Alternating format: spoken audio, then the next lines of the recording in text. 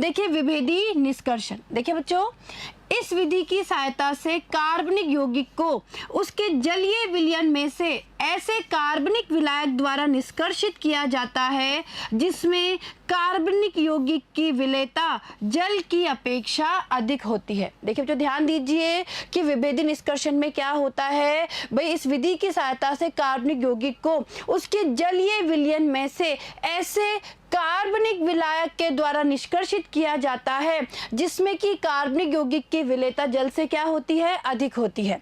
जलीय विलयन तथा कार्बनिक विलायक अमिश्रणीय होने चाहिए। और देखिए बच्चों इसके लिए कंडीशन है कि जो जलीय विलयन है और जो कार्बनिक विलायक है वो दोनों क्या होने चाहिए, अमिश्रणीय। यानी कहने का मतलब है कि हम जिस कार्बनिक विलायक को विभेदी निष्कर्षण में काम में लेंगे वो जलीय विलयन में क्या होना चाहिए, अमिश्रणीय होना चाहिए, ताकि वे दो परत बना सके जिन्हें पृथक्कारी कीप द्वारा पृथक किया जा सके। क्लियर है? यहाँ देखिए, तत्पश्चात यौगिक के विलयन में से कार्बनिक विलायक को आसवन द्वारा दूर करके शुद्ध यौगिक प्राप्त कर लिया जाता है। तो देखिए जो ध्यान दीजिए भाई, इसमें क्या होता है कि जो हम कार्बनिक विलायक काम में ले रहे हैं वो जलीय विलयन में क्या होना चाहिए, अमिश्रणीय होना चाहिए, ताकि दो अलग अलग परतें बन सके और उन परतों को पृथक्कारी कीप के द्वारा क्या किया जा सके, पृथक किया जा सके, सेपरेट किया जा सके। उसके बाद में यौगिक के विलयन में से कार्बनिक विलायक को आसवन के द्वारा दूर करके शुद्ध यौगिक को क्या कर लिया जाता है, प्राप्त कर लिया जाता है। तो देखिए जो ध्यान दीजिए, यहाँ पे इस डायग्राम से हम लोग विभेदी निष्कर्षण को समझ सकते हैं। देखिए बच्चों, विभेदी निष्कर्षण इस तरीके के पृथक्कारी कीप में किया जाता है। देखिए बच्चों, जो ये है ये क्या है, पृथक्कारी कीप होती है इस तरीके की। और देखिए ध्यान से देखिए, ये जो पृथक्कारी कीप है इसमें यहाँ पे रोधनी लगी हुई रहती है, ठीक है, जिससे हम इसे ओपन और क्लोज करते हैं, यानी खोलते हैं और बंद करते हैं। अब देखिए बच्चों, ये बात हो रही है निष्कर्षण से पहले, यानी विभेदी निष्कर्षण से पहले की हम लोग बात कर रहे हैं। तो देखिए बच्चों, जो ये परत है भाई, यहाँ पे जो ये यौगिक भरा हुआ है, ये वाली जो परत है वो जलीय परत में कार्बनिक यौगिक है, या हम बोल सकते हैं कि जल में घुला हुआ कोई कार्बनिक यौगिक है। और ये जो ऊपर जो ये परत है ये किसकी है, ये विलायक की परत है, ठीक है। देखिए बच्चों वापस देखिए, निष्कर्षण से पहले की बात हो रही है जिसमें ये वाली परत, यानी जो ये परत है, ये परत तो जलीय परत में कार्बनिक यौगिक की परत है। और जो ये वाली परत है, देखिए बच्चों, जो ये वाली परत है, ये जो परत बनी हुई है यहाँ पे, ये किसी विलायक की परत है, यानी जिस विलायक को हम यहाँ पे काम में ले रहे हैं। अब हम बात करते हैं निष्कर्षण के पश्चात क्या होता है। तो देखिए जो निष्कर्षण के पश्चात क्या होता है, ये नीचे देखिए, अब ये नीचे वाली परत जो ये है, ये तो क्या रह गई, जलीय परत रह गई। यानी कहने का मतलब है कि जल की परत तो नीचे रह गई और ऊपर जो ये परत रह गई, ये कौन सी परत रह गई, ये विलायक परत में कार्बनिक यौगिक है। विलायक परत में क्या है, ये कार्बनिक यौगिक। तो देखिए बच्चों होता क्या है समझिए भाई, हम इसमें क्या करते हैं कि जिस भी कार्बनिक यौगिक को हमें जलीय विलयन में से पृथक करना है, तो देखिए यहाँ पे कोई कार्बनिक यौगिक है, या हम बोल सकते हैं कि किसी भी कार्बनिक यौगिक का जलीय विलयन है। हम क्या करेंगे, इस पृथक्कारी कीप में हम उस कार्बनिक यौगिक को ले लेंगे। या कहने का मतलब है कि कार्बनिक यौगिक के जलीय विलयन को हमने पृथक्कारी कीप में यहाँ पे ले लिया और ऊपर हमने उपयुक्त विलायक काम में ले लिया। और देखिए बच्चों, हम ऐसा विलायक काम में लेते हैं जिसमें कि कार्बनिक यौगिक अधिक विलेय हो, यानी जल की तुलना में अधिक विलेय हो।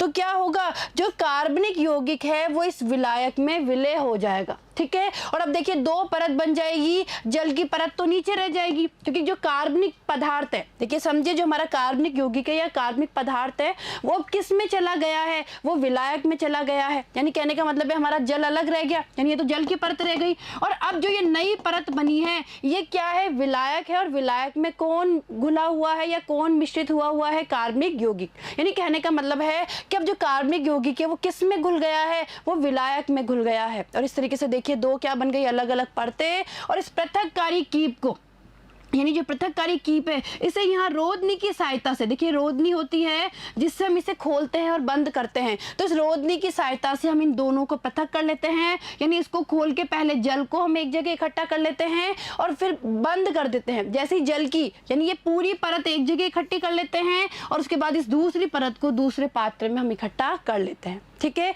इस तरीके से हम क्या कर सकते हैं, हमारे जो भी कार्बनिक यौगिक है उसे जलीय विलयन से पृथक कर सकते हैं, ठीक है। तो ये तो बात हो गई निष्कर्षण से पहले की और ये बात हो गई निष्कर्षण के बाद की।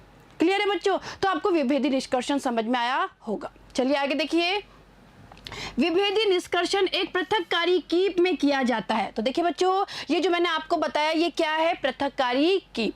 आगे देखिए, कार्बनिक विलायक में यौगिक की विलेयता अल्प होने की दशा में इस विधि में विलायक की काफी मात्रा की आवश्यकता होती है। अब देखिए जो समझिए कि अगर कार्बनिक विलायक में यौगिक की विलेयता अगर अल्प होती है तो इस विधि में विलायक की काफी मात्रा की आवश्यकता होती है। यानी इस स्थिति में क्या किया जाता है, विलायक की अधिक मात्रा को काम में लिया जाता है।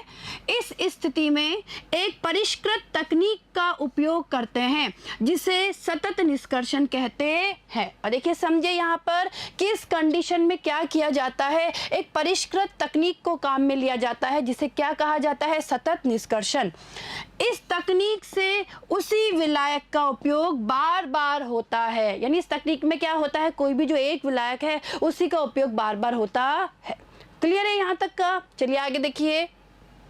अब देखिए क्रोमेटोग्राफी यानी वर्ण लेखन। देखिए बच्चों, अब हम लोग बात करेंगे क्रोमेटोग्राफी यानी वर्ण लेखन के बारे में। तो देखिए समझिए, यह एक महत्वपूर्ण तकनीक है। देखिए बच्चों, जो क्रोमेटोग्राफी है वो क्या है, एक महत्वपूर्ण तकनीक है जिसका उपयोग यौगिकों के शोधन में होता है। जिसका उपयोग कहाँ होता है, यौगिकों के शोधन में।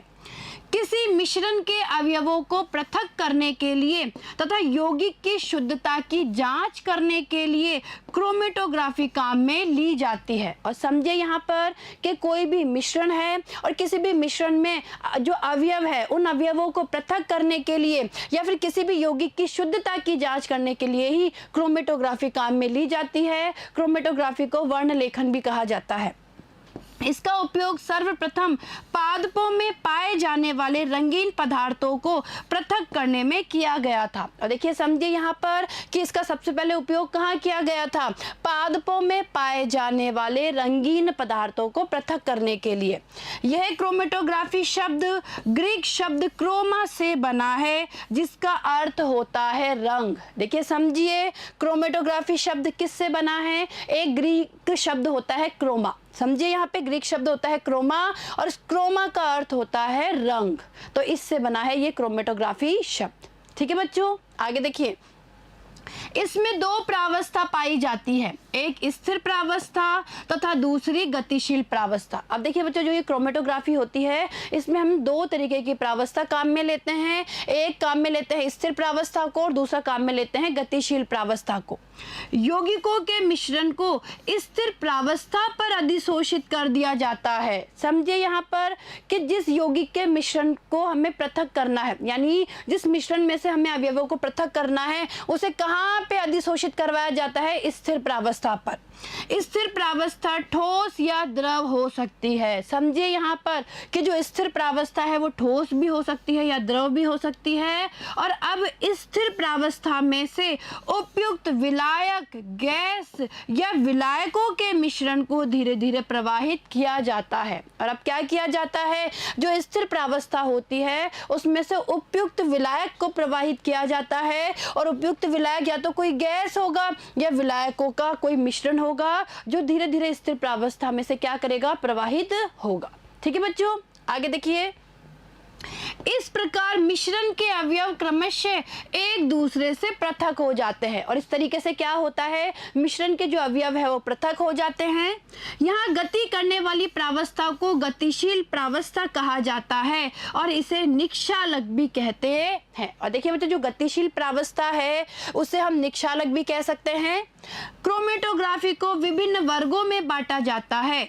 इनमें से दो प्रकार निम्न है। तो देखिए बच्चों, हम क्रोमेटोग्राफी के दो प्रकारों का यहाँ वर्णन करेंगे, जिसमें से पहला है अधिशोषण वर्ण लेखन या अधिशोषण क्रोमेटोग्राफी। देखिए बच्चों, बहुत इंपॉर्टेंट है, यहाँ से प्रश्न पूछा जाता है। यानी कभी कभी अधिशोषण क्रोमेटोग्राफी के बारे में पूछा जाता है, आपको पता होना चाहिए। तो देखिए, इस प्रकार की क्रोमेटोग्राफी में एक विशिष्ट प्रकार के अधिशोषक पर विभिन्न यौगिक भिन्न अंशों में अधिशोषित होते हैं। देखिए बच्चों, एक तरीके से ये इस अधिशोषण क्रोमेटोग्राफी का क्या हो गया, सिद्धांत हो गया। यानी इसमें होता क्या है भाई, इस प्रकार की क्रोमेटोग्राफी में एक विशिष्ट प्रकार के अधिशोषक पर जो विभिन्न यौगिक होते हैं उनका अधिशोषण भी क्या होता है, अलग अलग होता है। आगे देखिए। यहाँ पर प्रयोग होने वाले अधिशोषक एल्यूमिना तथा सिलिका जेल है। ये हमें पता होना चाहिए कि यहाँ पे जो हम अधिशोषक के रूप में काम में लेते हैं वो या तो एल्यूमिना काम में लेते हैं या फिर सिलिका जेल को। स्थिर प्रावस्था अर्थात अधिशोषक पर गतिशील प्रावस्था प्रवाहित करने के उपरांत मिश्रण के अवयव स्थिर प्रावस्था पर अलग अलग दूरी तय करते हैं। अब देखिए बच्चों, जो स्थिर प्रावस्था है, स्थिर प्रावस्था जिसे हम अधिशोषक भी बोल सकते हैं, तो अधिशोषक पर जब गतिशील प्रावस्था को हम प्रवाहित करते हैं तो होता क्या है, जो मिश्रण के अवयव होते हैं वो स्थिर प्रावस्था पर क्या करते हैं, अलग अलग दूरी तय करते हैं। यानी क्या होता है, वो भी गतिशील होते हैं और अपनी अधिशोषित होने की क्षमता के आधार पर क्या हो जाते हैं, अलग अलग जगह पर अधिशोषित हो जाते हैं। और अभी हमने पढ़ा, देखिए अभी हमने पढ़ा था ना कि भाई इस क्रोमेटोग्राफी में क्या होता है कि किसी एक अधिशोषक पर, यानी जो भी अधिशोषक हम काम में ले रहे हैं उसमें अलग अलग अवयवों का या अलग अलग पदार्थों का जो अधिशोषण होता है वो भी क्या होता है, अलग अलग होता है। और इसी कारण से जो मिश्रण होते हैं उनके अवयव भी क्या हो जाते हैं, पृथक पृथक हो जाते हैं और अलग अलग दूरी तय करते हैं। आगे देखिए, इस प्रकार की क्रोमेटोग्राफी दो प्रकार की होती है। अब देखिए आगे हम अधिशोषण क्रोमेटोग्राफी के बारे में पढ़ेंगे कि कितने प्रकार की होती है। तो देखिए ये दो प्रकार की होती है। पहली है कॉलम क्रोमेटोग्राफी या कॉलम वर्ण लेखन या स्तंभ वर्ण लेखन। देखिए बच्चों, कंफ्यूजन में नहीं होना है, प्रश्न किसी भी तरीके से पूछा जा सकता है। आपको कॉलम क्रोमेटोग्राफी के नाम से भी प्रश्न पूछा जा सकता है या स्तंभ वर्ण लेखन या स्तंभ क्रोमेटोग्राफी के नाम से भी। कहने का मतलब है कि कॉलम क्रोमेटोग्राफी को स्तंभ क्रोमेटोग्राफी भी कहा जाता है। ठीक है, तो ये हमारी जो अधिशोषण क्रोमेटोग्राफी है उसका पहला प्रकार हो गया कॉलम क्रोमेटोग्राफी या स्तंभ वर्ण लेखन, और दूसरा हो गया पतली परत वर्ण लेखन या पतली परत क्रोमेटोग्राफी। और समझिए, पतली परत क्रोमेटोग्राफी को थिन लेयर क्रोमेटोग्राफी भी कहा जाता है, यानी TLC इस तरीके से भी इसको प्रदर्शित करा जाता है, यानी थिन लेयर क्रोमेटोग्राफी। ठीक है बच्चों, ये आपको पता होना चाहिए। आगे देखिए, पहला देखिए कॉलम क्रोमेटोग्राफी या कॉलम वर्ण लेखन या स्तंभ वर्ण लेखन। समझिए से, इस तकनीक में कांच की एक लंबी नली में अधिशोषक, जिसे हम स्थिर प्रावस्था बोलते हैं, भरा जाता है। देखिए इसमें होता क्या है, कांच की एक लंबी सी नली होती है और कांच की एक लंबी सी नली में अधिशोषक को या जिसे हम स्थिर प्रावस्था बोलते हैं उसे भरा जाता है और नली के निचले सिरे पर रोधनी लगी रहती है। ठीक है, आगे देखिए, यौगिक के मिश्रण को उपयुक्त विलायक की न्यूनतम मात्रा में घोलकर कॉलम के ऊपरी भाग में अधिशोषित कर देते हैं। समझिए यहाँ पर कि जिस यौगिक के हमें अवयवों को पृथक करना है तो उस यौगिक के मिश्रण को क्या करते हैं, उपयुक्त विलायक की न्यूनतम मात्रा में घोलकर क्या करेंगे, कॉलम के ऊपरी भाग में डाल देंगे, या हम बोल सकते हैं कि ऊपरी भाग में अधिशोषित कर देते हैं। एक उपयुक्त निक्षालक, समझिए निक्षालक जो कि गतिशील प्रावस्था है, तो एक उपयुक्त निक्षालक जो द्रव या द्रवों का मिश्रण होता है को कॉलम में धीमी गति से नीचे की ओर बहने दिया जाता है। अब क्या करेंगे, उपयुक्त निक्षालक को डालेंगे। अब निक्षालक क्या होती है, गतिशील प्रावस्था होती है, हम सबने अभी पढ़ा है। और ये जो निक्षालक है ये कोई द्रव हो सकता है या द्रवों का मिश्रण हो सकता है। तो इस निक्षालक को क्या किया जाता है, कॉलम में धीमी धीमी गति से प्रवाहित होने दिया जाता है, या हम कह सकते हैं धीमी धीमी गति से नीचे की ओर बहने दिया जाता है। ठीक है, आगे देखिए, विभिन्न यौगिकों के अधिशोषण की मात्रा के आधार पर उनका आंशिक या पूर्ण पृथक्करण हो जाता है। और देखिए जो होता क्या है कि जो विभिन्न यौगिक होते हैं उनके अधिशोषण की मात्रा के आधार पर उनका क्या होगा, या तो आंशिक पृथक्करण हो जाएगा या पूर्ण पृथक्करण। तो देखिए बच्चों, एक बार स्तंभ क्रोमेटोग्राफी या कॉलम क्रोमेटोग्राफी को हम समझ लेते हैं, और देखिए इस डायग्राम से बहुत अच्छे से हमें ये चीज समझ में आ जाएगी कि कॉलम क्रोमेटोग्राफी क्या होती है। तो देखिए बच्चों, इसमें इस तरीके से कांच की एक नली होती है। देखिए ये कांच की एक नली है, देखिए ध्यान से देखिए, कांच की नली है और इस कांच की नली में देखिए ये रोधनी लगी हुई है। ठीक है, रोधनी लगी हुई है जिससे इसे ओपन और क्लोज यानी खोला जाता है और बंद किया जाता है।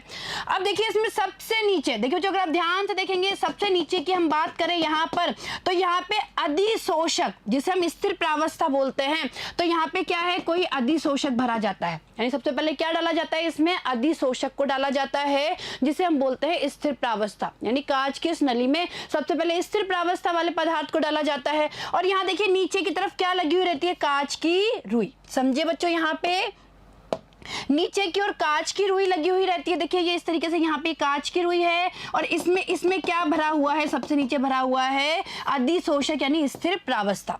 इसके ऊपर देखिए बच्चों, इसके ऊपर यहाँ पे हम लोग बात करें, यहाँ बीच में यहाँ यौगिक का मिश्रण यानी ऐसा यौगिक जिसके कि अवयवों को हमें पृथक करना है, तो उस यौगिक के मिश्रण को डाला जाता है। और उसके बाद देखिए ऊपर की ओर क्या डाला जाता है, विलायक को। देखिए तो समझिए यहाँ पर वापस से ये कांच की एक नली होती है जिसमें नीचे रोधनी, ये देखिए इस तरीके से ये रोधनी लगी हुई है।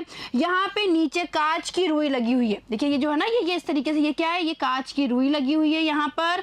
इसके बाद ऊपर, यहाँ ऊपर जो भरा हुआ है ये क्या है, कोई भी स्थिर प्रावस्था यानी अधिशोषक को इसमें भरा जाता है। उसके बाद ऊपर यहाँ पे यौगिक का मिश्रण डाला जाता है, ऐसा यौगिक जिससे हमें क्या करना है, पृथक यानी जिसके अवयवों को हमें पृथक करना है। और ऊपर उपयुक्त विलायक को डाला जाता है। ठीक है, अब देखिए बच्चों क्या होगा, यहाँ पे जो ये विलायक है, विलायक धीरे धीरे क्या करेगा, यहाँ पे बहेगा, भाई ऊपर से नीचे की ओर जाएगा। और जैसे जैसे विलायक ऊपर से नीचे की ओर जाएगा तो जो यौगिक है यानी जिसमें अलग अलग अवयव उपस्थित है, तो यौगिक भी क्या होगा, विलायक के साथ ऊपर से धीरे धीरे नीचे जाएगा और अपनी अधिशोषण क्षमता के आधार पर इस मिश्रण में उपस्थित जो अलग अलग अवयव है उनका क्या हो जाएगा, पृथक्करण। यानी कहने का मतलब है कि इस अधिशोषक पर, इस स्थिर प्रावस्था पर अलग अलग अवयवों का अलग अलग जगह पे क्या होगा, पृथक्करण। तो देखिए यहाँ पर सबसे पहले इसे देखिए, इसमें देखिए जैसे जैसे विलायक फ्लो कर रहा है, ऊपर से नीचे जा रहा है, तो देखिए यहाँ पे सबसे पहले क, ये जो क है इसका क्या हो गया, अधिशोषण हो गया। और यहाँ पे देखिए ख और ग अभी साथ साथ है। और फिर देखिए जैसे ही अधिशोषण पूरा होता है तो क्या होगा, यहाँ पे देखिए यहाँ पे तो हो गया क, यहाँ हो गया ख और यहाँ हो गया ग। यानी कहने का मतलब है क ख ग, ये तीनों अवयव क्या हो गए, हमारे पृथक पृथक हो गए। क्लियर है। तो देखा आपने कि ये जो यहाँ पे ये स्थिर प्रावस्था है, इस स्थिर प्रावस्था में क ख ग इन तीनों अवयवों का क्या हो गया है, पृथक्करण। ठीक है बच्चों, इस तरीके से हमारी क्या संपन्न होती है, हमारी स्तंभ क्रोमेटोग्राफी या कॉलम क्रोमेटोग्राफी। तो आई बात समझ में। आगे देखिए, अब देखिए बच्चों, अब हम बात करेंगे पतली परत वर्ण लेखन के बारे में। देखिए बच्चों, अब हम थिन लेयर क्रोमेटोग्राफी की बात करेंगे जिसे पतली परत वर्ण लेखन भी कहा जाता है। देखिए, पतली परत वर्ण लेखन में अधिशोषक की पतली परत पर मिश्रण के अवयवों का पृथक्करण होता है। समझिए इसमें होता क्या है, जो अधिशोषक है, जो स्थिर प्रावस्था है अधिशोषक, उसकी एक पतली परत होती है और उस पतली परत के ऊपर ही मिश्रण के अवयवों का पृथक्करण होता है। इस तकनीक में कांच की उपयुक्त आमाप की प्लेट पर अधिशोषक की पतली परत फैला दी जाती है। समझिए इसमें होता क्या है, इस तकनीक में एक कांच की क्या होती है, छोटी सी प्लेट होती है, या हम बोल सकते हैं कांच की एक स्लाइड होती है, पतली सी प्लेट होती है जिस पर क्या होता है, अधिशोषक की पतली परत फैला दी जाती है। और देखिए अधिशोषक के रूप में क्या क्या काम में लेते हैं, सिलिका जेल या एल्यूमिना। क्लियर है। तो क्या की जाती है, कांच की पतली प्लेट के ऊपर सिलिका जेल की या फिर एल्यूमिना की पतली परत, और ये परत कितनी होती है, लगभग 0.2 mm की। ठीक है, तो इतनी पतली परत को फैला दी जाती है। इसे पतली परत क्रोमेटोग्राफी प्लेट कहते हैं, यानी थिन लेयर क्रोमेटोग्राफी प्लेट कहा जाता है इसे। आगे देखिए, मिश्रण के विलयन का छोटा सा बिंदु प्लेट के एक सिरे से लगभग 2 सेंटीमीटर ऊपर लगाते हैं। अब देखिए बच्चों, क्या होता है कि मिश्रण के विलयन का, यानी ऐसा मिश्रण जिसे कि हमें क्या करना है, पृथक करना है, जिसमें अवयवों को पृथक करना है, तो उसके विलयन का छोटा सा बिंदु यानी छोटी सी ड्रॉप प्लेट के एक सिरे से लगभग 2 सेंटीमीटर के ऊपर लगाते हैं। ठीक है, अब देखिए, प्लेट को अब कुछ ऊंचाई तक विलायक के भरे एक बंद जार में खड़ा कर देते हैं। ठीक है, देखिए बच्चों एक बार समझ लीजिए, भाई पतली परत वर्ण लेखन में क्या होता है। देखिए, एक कांच की, इस तरीके से कांच की एक प्लेट होती है, या हम बोल सकते हैं कि ग्लास की एक स्लाइड होती है। ठीक है, उसके ऊपर सिलिका जेल या एल्यूमिना की पतली परत होती है। देखिए बच्चों, मैं आपको समझा रही हूँ एक तरीके से।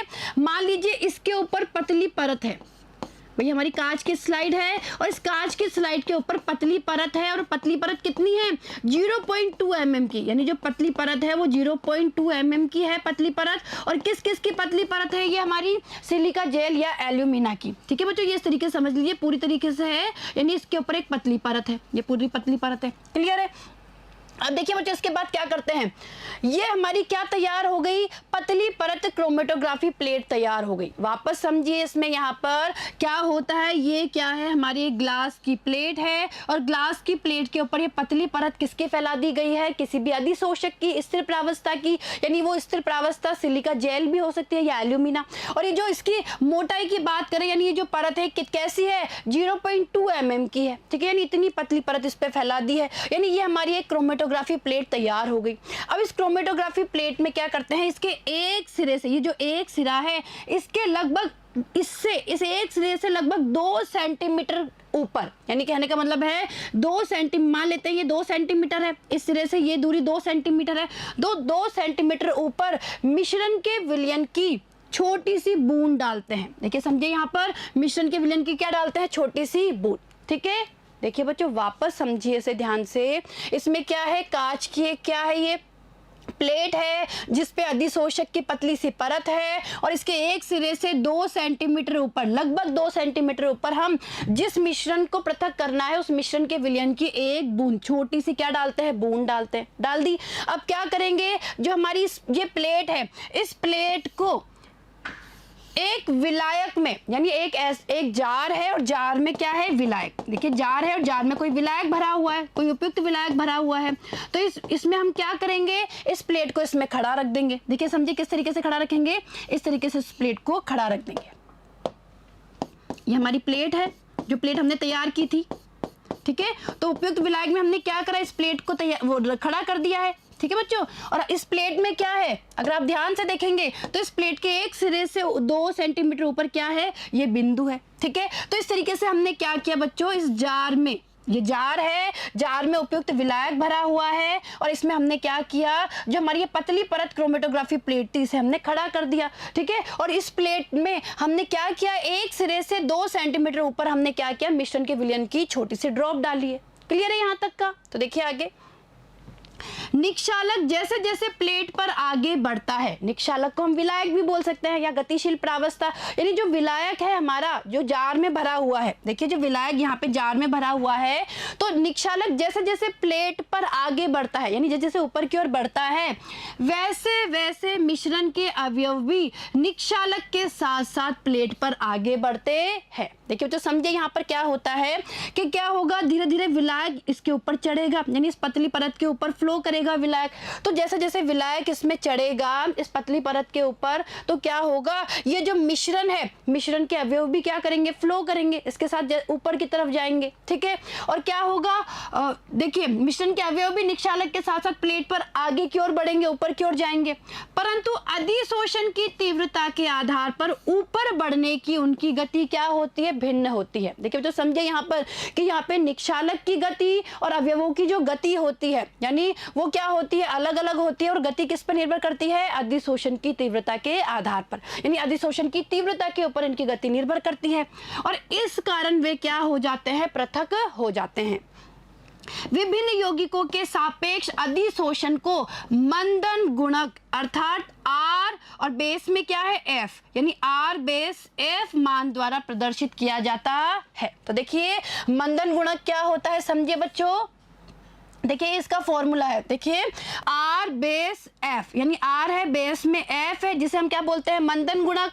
तो मंदन गुणक बराबर हो गया आधार रेखा से यौगिक के बढ़ने की दूरी। देखिए समझिए यहाँ पर जो आधार रेखा है उससे यौगिक के बढ़ने की दूरी, और डिवाइडेड, इसे डिवाइडेड किया है किससे, आधार रेखा से विलायक अग्रांत की दूरी। यानी ये देखिए आधार रेखा से यौगिक के बढ़ने की दूरी को x कहा है और आधार रेखा से विलायक अग्रांत की दूरी को क्या कहा है, y।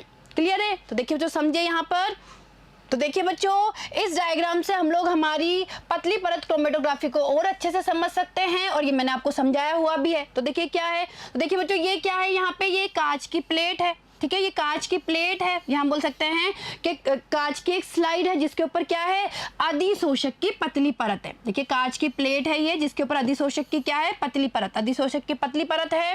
ये क्या है, ये प्रतिदर्श या डॉट या बिंदु, यानी जो हम बिंदु लगाते हैं ना, यानी जिस मिश्रण को हमें पृथक करना है तो उस मिश्रण के विलयन के हम एक बूंद डालते हैं, ये वो डॉट हो गया।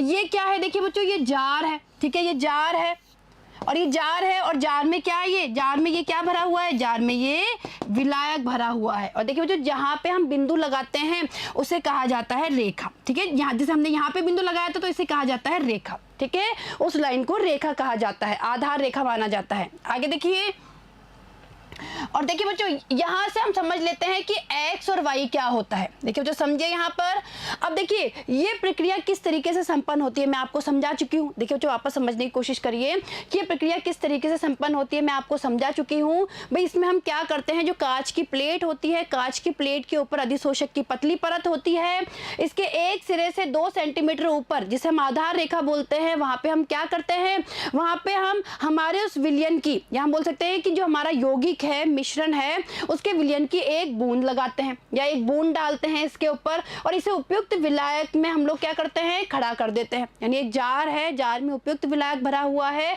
उसमें हम क्या करते हैं, इस कांच की स्लाइड को खड़ा कर देते हैं। अब देखिए बच्चों होता क्या है, जैसे जैसे विलायक ऊपर की ओर चढ़ता है, समझिए जैसे जैसे विलायक ऊपर की ओर चढ़ता है तो जो हमारा ये मिश्रण है ये भी क्या करेगा, ऊपर की ओर चढ़ेगा। भाई विलायक ऊपर की ओर जैसे जैसे रन करेगा, ऊपर की ओर जैसे जैसे प्रवाहित होगा तो हमारा जो ये मिश्रण है ये भी ऊपर की ओर प्रवाहित होगा। और अब क्या होगा, मिश्रण के जो अलग अलग अवयव है उनकी अधिशोषण की जो क्षमता होती है वो अलग अलग होती है, यानी इस अधिशोषक पर अधिशोषित होने की क्षमता अलग अलग होती है, यानी उनकी प्रवाहित होने की गति भी अलग अलग होगी, और इसी आधार पर क्या होंगे, इनका पृथक्करण हो जाएगा, अवयवों का पृथक्करण हो जाएगा। तो ये चीज मैंने आपको समझा दी है। तो देखिए बच्चों अब हम ये समझ लेते हैं कि भाई एक्स और वाई क्या होते हैं। तो देखिए बच्चों इस डायग्राम से हम लोग x और y को बहुत अच्छे से समझ सकते हैं कि x क्या है और y क्या है।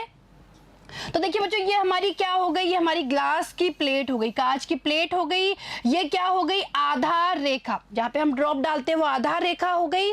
तो आधार रेखा से हमारा जो यौगिक है, या हम बोल सकते हैं कि जो हमारा मिश्रण है उसके किसी भी अवयव की हम लोग बात करें तो वो कितनी दूरी तय कर रहा है। देखिए आधार रेखा से कितनी दूरी तय कर रहा है, तो इनके बीच की दूरी को हम मानते हैं x, क्या बोलते हैं x। और देखिए बच्चों इसी तरीके से आधार रेखा से और जो विलायक है, भाई विलायक जहां तक गया है, समझिए यहाँ पे देखिए बच्चों विलायक की गति, यानी यहाँ पे विलायक की गति और जो हमारा यौगिक है या अवयव है उन दोनों की गति अलग अलग होगी, यानी इस अधिशोषक पर इनके प्रवाहित होने की गति दोनों की अलग अलग होगी।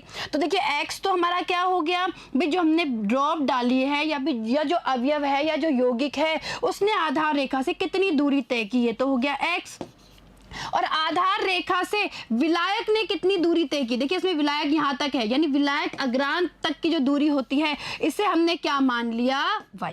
क्लियर है। तो देखिए बच्चों यहाँ पे समझिए x तो हमारा क्या हो गया, आधार रेखा से यौगिक के बढ़ने की दूरी। तो देखिए बच्चों आधार रेखा से यौगिक कितना ऊपर गया है, ये यौगिक है तो उसकी दूरी, और इसी तरीके से आधार रेखा से विलायक अग्रांत की दूरी। तो देखिए आधार रेखा से विलायक अग्रांत की दूरी क्या हो गई, y। ठीक है। तो देखिए बच्चों इस तरीके से हम इस सूत्र के द्वारा मंदन गुणक को क्या करते हैं, प्राप्त करते हैं। क्लियर है। चलिए आगे, अब आगे देखिए दूसरा, देखिए वितरण क्रोमेटोग्राफी। तो देखिए बच्चों अधिशोषण क्रोमेटोग्राफी हम लोगों ने पढ़ ली है, अब बात करेंगे वितरण क्रोमेटोग्राफी के बारे में। तो देखिए इस प्रकार की क्रोमेटोग्राफी स्थिर तथा गतिशील प्रावस्थाओं के मध्य मिश्रण के अवयवों के सतत विभेदी वितरण पर आधारित है। देखिए समझिए कि इस प्रकार की जो क्रोमेटोग्राफी होती है वो स्थिर तथा गतिशील प्रावस्थाओं के मध्य मिश्रण के अवयवों के सतत विभेदी वितरण पर आधारित होती है,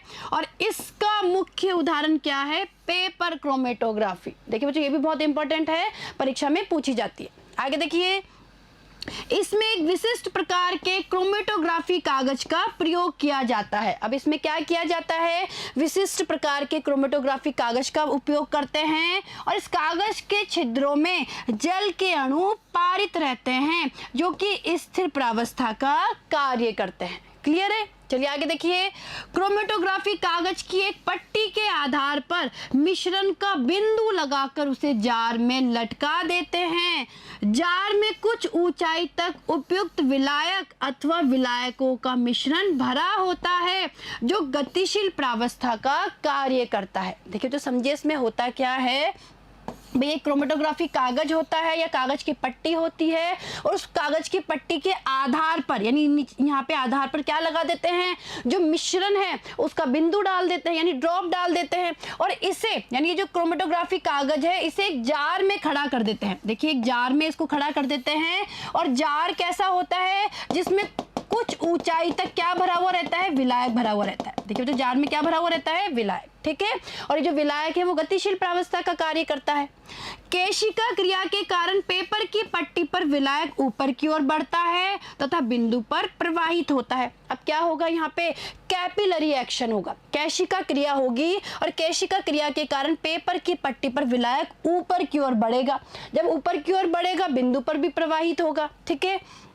विभिन्न यौगिकों का दो प्रावस्थाओं में वितरण भिन्न भिन्न होने के कारण वे अलग अलग दूरियों तक आगे बढ़ते हैं। अब देखिए समझिए बच्चों, जो विभिन्न यौगिक होते हैं उनका दो प्रावस्थाओं में वितरण भी भिन्न भिन्न होता है और इसी के आधार पर वो अलग अलग दूरियों तक क्या करते हैं, आगे की ओर बढ़ते हैं, ठीक है।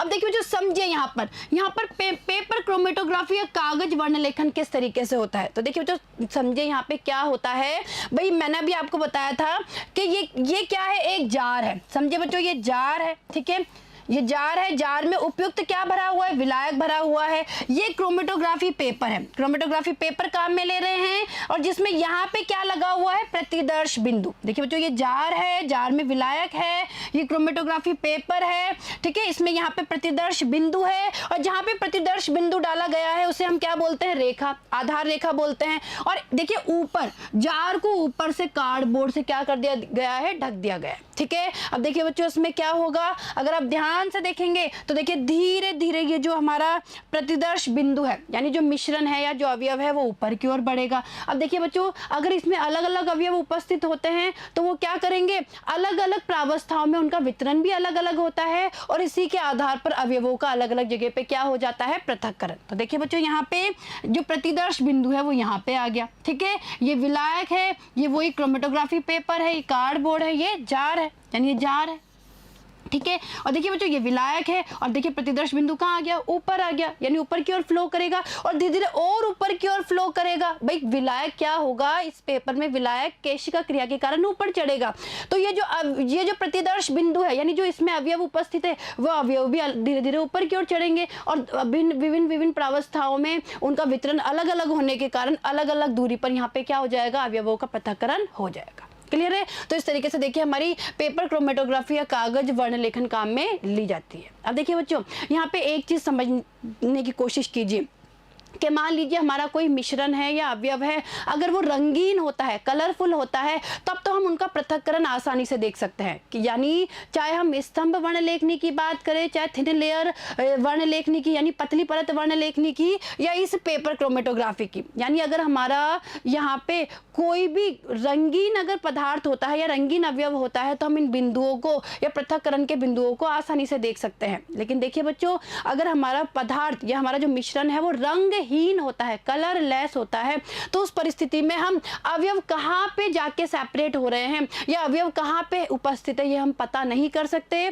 तो उस परिस्थिति में विभिन्न अभिकर्मकों को काम में लिया जाता है या फिर क्या किया जाता है, पराबैंगनी विकिरणों को काम में लिया जाता है। यानी कुछ पदार्थ ऐसे होते हैं जो पराबैंगनी किरणों की उपस्थिति में दिखाई देते हैं, तो या तो पराबैंगनी किरणों को वहां पे काम में लिया जाता है या विभिन्न अभिकर्मकों को वहां पे काम में लेते हैं। और देखिए इसका एक उदाहरण क्या है, मान लीजिए एमिनो अम्ल है और एमिनो अम्लों का पृथक्करण करना है, तो एमिनो अम्लों के पृथक्करण करने के बाद उनके बिंदुओं को देखने के लिए यानी कहाँ पे उनका सेपरेशन हुआ है उनको देखने के लिए निन हाइड्रिन अभिकर्मक को काम में लिया जाता है।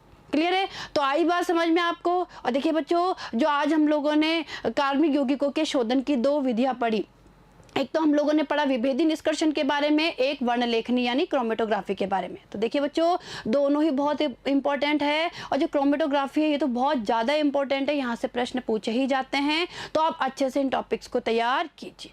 ठीक है बच्चों। और अब देखिए, अब जो आगे आने वाले वीडियो में हम नेक्स्ट टॉपिक्स के बारे में अध्ययन करेंगे। ठीक है, धन्यवाद।